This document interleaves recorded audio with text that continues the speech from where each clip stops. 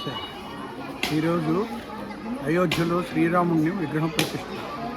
ముందు మనం నేర్చుకోవాల్సింది ఏంటంటే విగ్రహ ప్రతిష్ఠ బలరాముడు, ఇది బలరాముడు కాదు, బాలరాముడు. అంటే ఎందుకంటే ఆయన అయోధ్యలో పుట్టిన స్థలం కాబట్టి అతని ఒక్క విగ్రహమే బాలరాముడు విగ్రహమే పెడతారు. ప్రతి చోట అసలు రామాలయం అంటే శ్రీరాముడు, సీత, లక్ష్మణుడు, ఆంజనేయుడు ఉంటారు. కానీ ఆయన పుట్టిన స్థలం కాబట్టి అక్కడ ఆయన పుట్టినరోజు జరుపుకోవడం కోసమని బాలరాముడు అనేటువంటి విగ్రహాన్ని పెట్టగలుగుతున్నారు ఫస్ట్. రెండోది, అందరూ కూడా ఎంతోమంది మన దేశాన్ని రాజులు పరిపాలించారు. యాక్చువల్గా శ్రీరాముడు కూడా ఒక ఇక్ష్వాకు వంశానికి చెందినటువంటి మహారాజు. ఆయన్నే ఎందుకు గుర్తుపెట్టుకుంటున్నారు, తెక్కమరాజుని ఎందుకు గుర్తుపెట్టుకోలేదంటే ఆయనలో ఉండేటువంటి గొప్పతనాలు కొన్ని మచ్చుదనంగా నాకు తెలిసినవి చెప్తాను. ఆయన యాక్చువల్గా దశరథుడికి 3 భార్యలు, అందరికీ తెలిసిందే. కౌసల్య యొక్క కొడుకు శ్రీరాముడు, కైకేయి కొడుకు భరతుడు, సుమిత్ర కొడుకు లక్ష్మణుడు అండ్ శత్రుఘ్నుడు.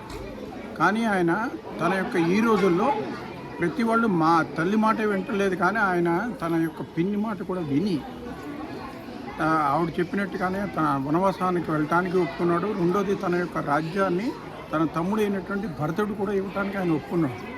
రెండవది, ఏదైతే తన సొంత తమ్ముడు కానటువంటి లక్ష్మణ్ని, అంటే పిన్ని కొడుకు అయినటువంటి లక్ష్మణ్ కూడా తన సొంత తమ్ముళ్ళలాగా తీసుకుని అతనితోటి జీవితాలతో ఉండగలిగినాడు, ఎటువంటి భేదాభిప్రాయాలు లేకుండా. అలాగే ఎక్కడో మనం చూసేటువంటి ఇప్పుడు ఈ రోజుల్లో చాలామంది కుక్కను పెంచుకోవడం, పౌరాన్ని పెంచుకోవడం అన్నీ చేస్తుంటారు.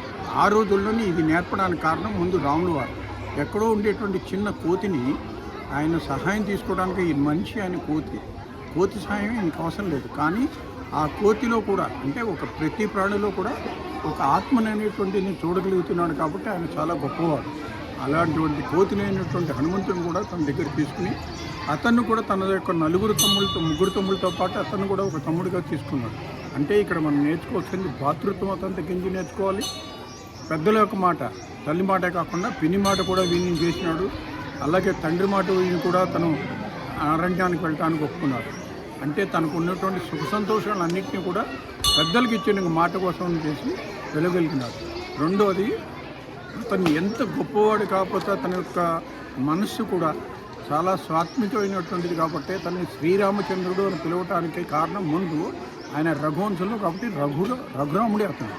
కానీ వాళ్ళమ్మ రా మా అని పిలవటం వల్ల అది రామా కింద అయింది. ముఖ్యంగా అదొకటి మనం నేర్చుకోవాల్సినటువంటి విషయం. ఆయనతో పాటు మనం ఇంకోటి ఏంటంటే నేర్చుకోవాల్సింది, ఎంతోమందికి రాజులు ఉన్నా కూడా ఆ రాజుల్లో ఉండేటువంటి ఈయనే ఎందుకు నిల్చున్నా అంటే ఈయన యొక్క సత్ప్రవర్తన, మంచితనం జీవితాంతము మనం అందరం గుర్తుపెట్టుకుని ఆ రకంగా మనం పరిపాలించాలి. ధన్యవాదాలు. నమస్కారం. మీ పేరు?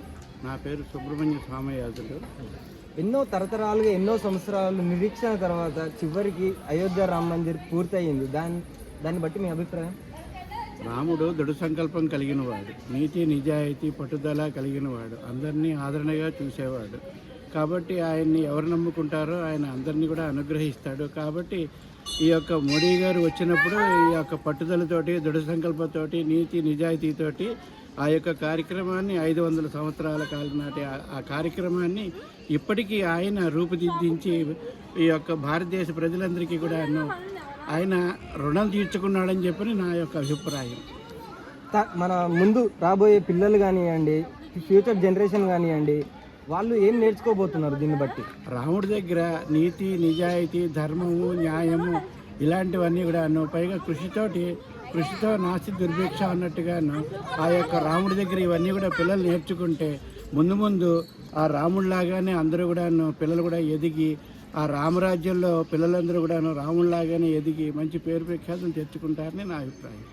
మన యొక్క భారతదేశపు కీర్తి యొక్క నిర్మాణంతో ఇంకా పై స్థాయికి వెళ్ళబోతుంది అంటారు? బాగా వెళుతుందండి. ఎందుకంటే ఆ మోడీ దానికి సక్రమైనటువంటి దృఢ సంకల్పంతో ఉన్నాడు. ఇంతకుముందు మన శత్రు దేశాలన్నీ కూడా మన భారతదేశం మీద బాగా దాడి చేసి మనల్ని తొక్కేశాయి. ఇప్పుడు ఆ యొక్క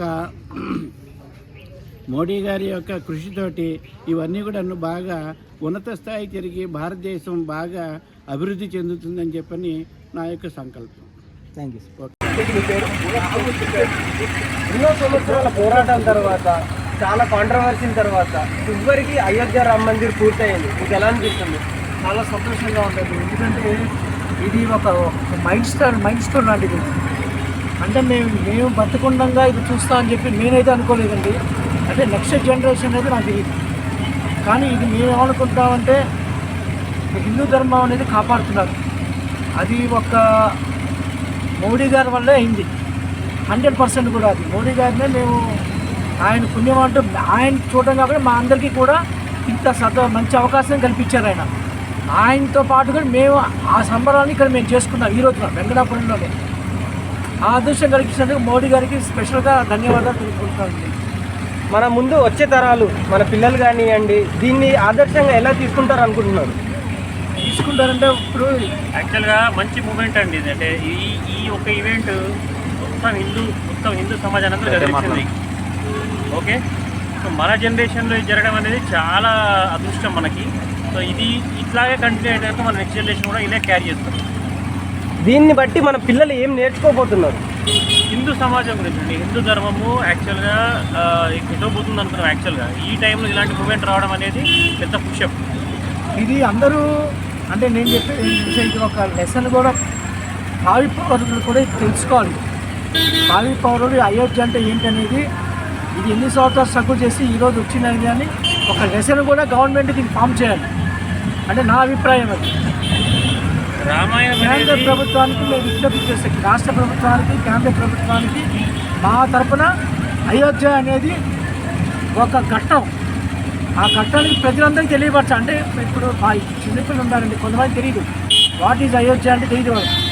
సో వాళ్ళకు కూడా ఒక లెసన్ లాంటివి పెట్టి అయోధ్య గురించి ఇంతమంది స్ట్రగుల్ చేశారు అని 5 సంవత్సరాల తర్వాత ఈ కళ నెరవేరింది, 500 సంవత్సరాల తర్వాత ఈ కళ నెరవేరింది.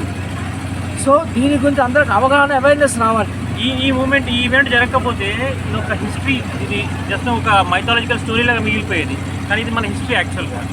సో ఇది వాళ్ళకి క్యారీ ఫార్వర్డ్ అవుతుంది. అక్కడ అయోధ్యలో అవుతున్న ప్రోగ్రామ్ని మనం ఇక్కడుండి చేస్తున్నారు, మీకు ఎలా అనిపిస్తుంది? అది చాలా అదృష్టం సార్. ఇది ఈ ఈవెంట్లో ఇట్లా చేయడం మేము అనుకోకుండా జరిగింది. ఇదంతా చాలా సక్సెస్ అయింది మాకు. అక్కడ వాళ్ళు చేయడం, ఇక్కడ మేము చేయడం అంతా కోఆర్డినేట్గా బాగా జరిగింది. మీరు వెళ్ళి అక్కడ అయోధ్య ఎలా ఉంటుంది అని చెప్పేసి, ఆ ప్లేస్ ఎలా ఉంటుంది, ఆ విగ్రహం ఎలా ఉంటుంది అని చెప్పి మీకు చూడాలని మీకు అనిపిస్తుందా? చాలా చాలా చాలా ఉన్నదండి. అంటే ఇప్పుడు అందరితో పాటు ఇప్పుడు వెళ్ళే పరిస్థితి కాదు కాబట్టి లేదు. మేము కూడా సాధ్యంత త్వరలో వెళ్ళి ఎట్లా ఏంటో చూసుకొని ప్రజలకు కూడా మేము తెలియపరుస్తాయి, బాగుంటుంది వెళ్ళండి అని చెప్పి అందరి తరపున మేము వెళ్ళి చూసి, మాకే కదండి ప్రతి హిందూకి ఉంది వెళ్ళి చూడాలనేది ఒక మంచి హిస్టారికల్. ఎందుకంటే ఒక ఘట్టం సార్ ఇది నిజంగా చెప్పాలంటే. మేము కళలో కూడా అనుకున్న పరిస్థితి ఇది.